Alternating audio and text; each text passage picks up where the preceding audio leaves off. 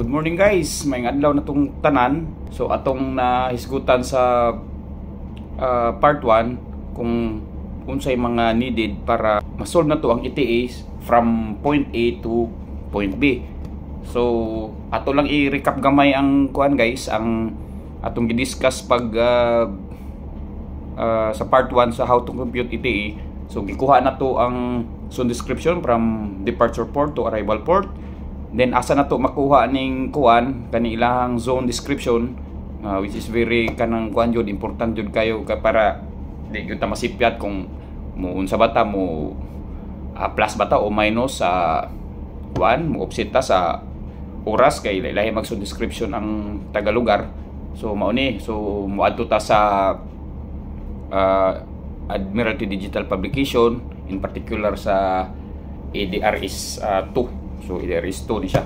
So naiduha ka pamaagi nga unsaon pag-compute sa ETA. So ang una is kuan kani ako ang kaning video mao ni atong hisgutan ron ang first nga method how to compute ETA. Pero dili kay ko hiyang ani nga kuan nga method kay kung dili ka master ani masipyat jud ka, malahi mo ang answer. So mao ni gitawag og time difference method. So ang pasabot lang ni guys sa time difference method guys, kanang pilay diferensya niya ba, like sa ato ang example unya is from Izmit, Turkey man tano to Morocco. So ang nakita na to katong pa sa ato ang part 1 ang Turkey is -3 siya, 3 east nya, and Morocco is -1 1 east. So kaning diferensya niya ba, like for example 1 siya -1, tapos ang Turkey, Morocco is -1, ang Turkey is -3. So naa siya diferensya nga 2 hours based sa iyang zone description. So mao na gitawag og time difference method. So naa siya 2 hours. Ko ang problema unsaon na to pag-apply anang 2 hours kung mo plus bata o mo minus. So akong ipakita ninyo unya ako ang kuan solusyon. Sa di pa nako ipakita ang akong kuan guys, akong solusyon. So sa kaning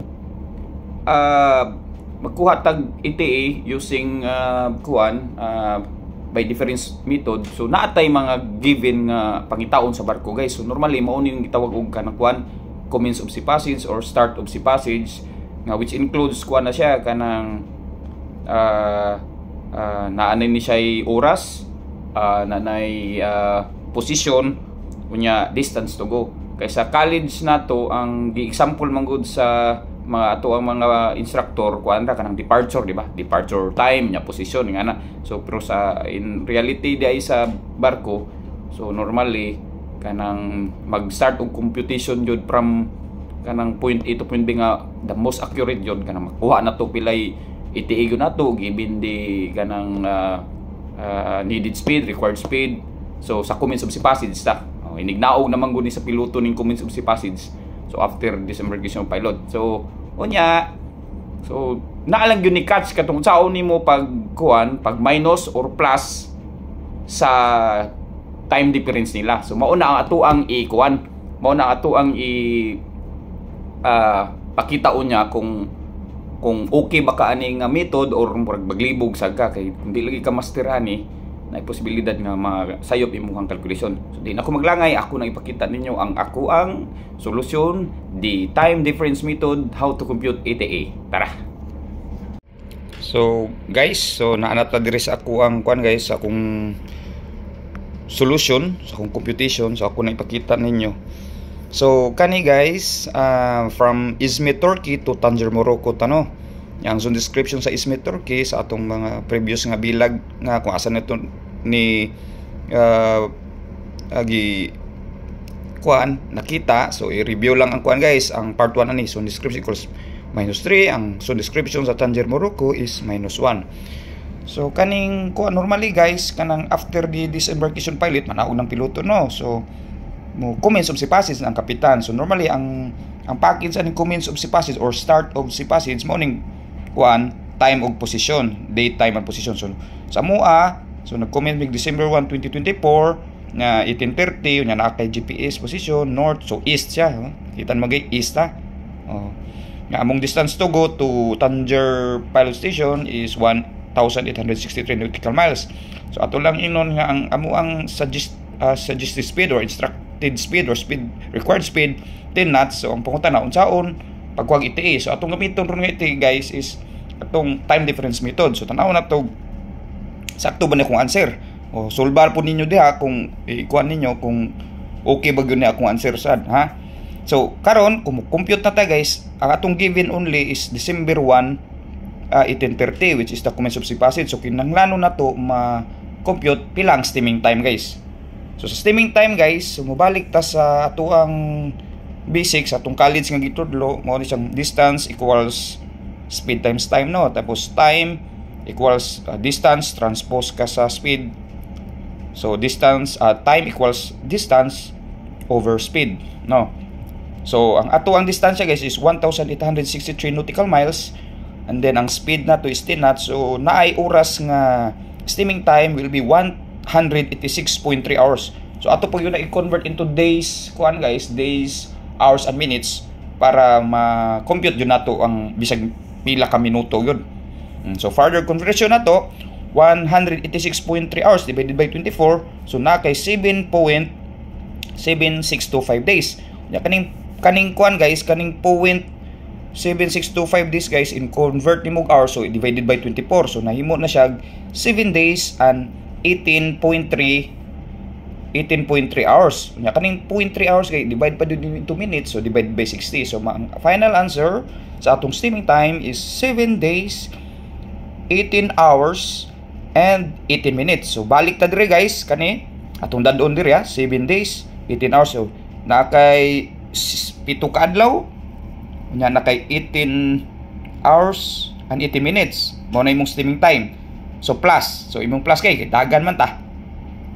So 48, so 18 plus 18 36 minus 24, so 12. So plus 1 ka dire kay 24 hours man, so 1 day. So December 9 guys, December 9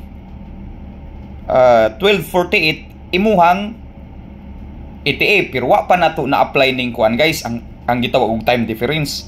So actually guys, kaning time difference kay kuan man ka, di ba? Gikan kag minus 3, nya padung kag minus 1. No. So ang iyahang time difference kay 2 hours ra. So pero ang catch ani unsaon na to pag-apply ni sir, kung minus ba ni sa sir or kanang i-plus na mo ng 2 hours para di ka maglisod. So ang pasabot ani guys, ang catch ani guys, ingani kung moadto gani ka sa destination nga behind sa from departure nimo nga time to arrival nga which is iyahang time behind time siya guys ba, late iyang oras. Kung late iyang oras sa imuhang destination, so mag-minus ka guys, kani minus ka mao ni nga ato ang gi-apply dire guys minus to. So ang ETA na to December 9 2024 10:48 local time mao ni siya ETA sa Tangermid. Kani man kung kuan guys, kung mag example departure ka pa, example lang moadto ka og Cebu. So gikan kag Cebu example galing kag gikan kag Ismitorque minus 3, unya adto kag Cebu minus 8. So pila time difference 5 hours na siya guys, pero imo nang i-plus ngano man kay i-plus nimo basta ang imuhang destination advance nga oras sa imuhang departure. Kay kaning pero nahitabo aning kuan guys, kaning Tanger kay late man siya guys, behind time siya sa imuhang departure, so minus siya. So mao na i-catch. Kaso ang problema kay kung dugay kag bakasyon, maglisod man ka og sa tuong gingon gitudlo nga mo plus ta mo minus, so mao gyud ni siya ay kalimti ang catch ani. Kung padung kag late nga oras sa imong destination, minus ka, pero kung mo kuansag ka, kung mo advance ka, which is nga ahead silang time dito like Pilipinas, plus ka. So ang dali aning nga kuana guys nga atuan na lang ingnon, kung retired ka guys, retired ka kaning example minus juga, minus 2 kay retired man ka, gikan kag zone description minus 3 to minus 1 kung ano 2 ka oras, retired kag 2 hours. Pero let's say mo adto kag Ismitorque lagi Cebu, so minus 3 to minus 8 advance kag 5 ka oras, so plus 5 pud siya diri in case lang hypothetically. So maura na guys ang ako ang computation, how to compute ETA using the difference method. So ang ako ang ipakita ninyo sunod ang GMT method, which is my favorite jud. Wa gyud masipyat, di gyud ko masipyat ani. So sa ako ang ginakalculate karon GMT method ko. Ambot lang ka sa inyo. So hinaot na nasabtan, pasensya na kay sa video kay medyo sa kurog-kurog atong kamot. Kamot ang tama ka video. So daghang salamat guys sa pagtan-aw. Sunod na sad. Amping mo diha, maing lawas. Babush.